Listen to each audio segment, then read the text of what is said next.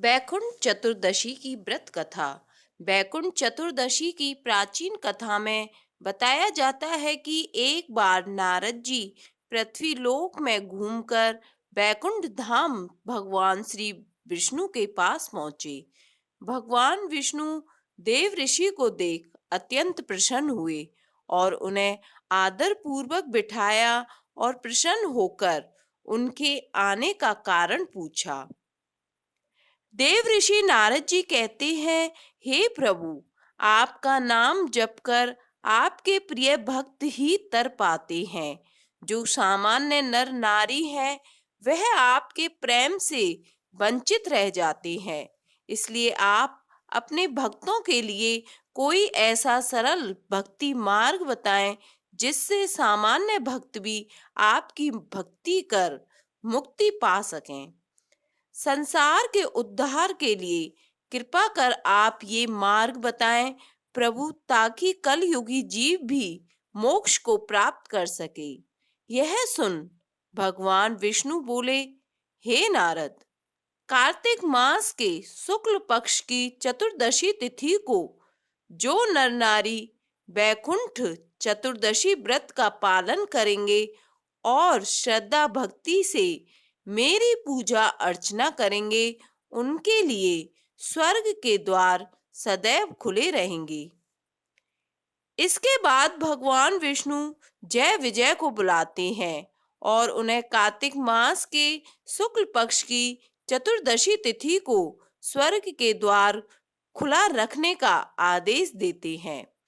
भगवान विष्णु कहते हैं कि इस दिन जो भी भक्त मेरा नाम लेकर थोड़ा सा भी पूजन करेगा वह वैकुंठ धाम को प्राप्त करेगा।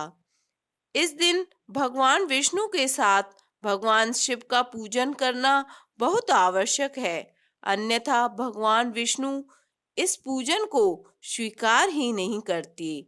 इसलिए भगवान विष्णु के साथ भगवान शिव का भी पूजन अवश्य करें।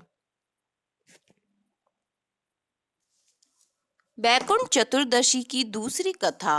महाभारत का युद्ध होने पर जिस समय भीष्म पितामह सूर्य के उत्तरायण होने की प्रतीक्षा में सरसैया पर शयन कर रहे थे, उस समय भगवान कृष्ण पांचों पांडवों को साथ लेकर उनके पास गए। उपयुक्त अवसर जानकर युधिष्ठिर ने भीष्म पितामह से प्रार्थना की कि आप हमें राजधर्म संबंधी उपदेश देने की कृपा करें। तब भीष्म पितामह ने 5 दिनों तक राजधर्म, वर्ण धर्म, मोक्ष धर्म आदि पर उपदेश दिया था।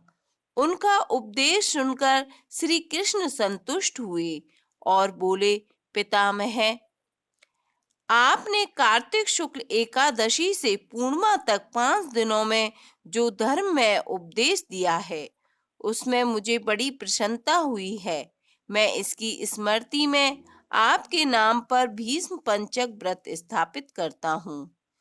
जो लोग इसे करेंगे वे जीवन भर विविध सुख भोग कर अंत में मोक्ष प्राप्त।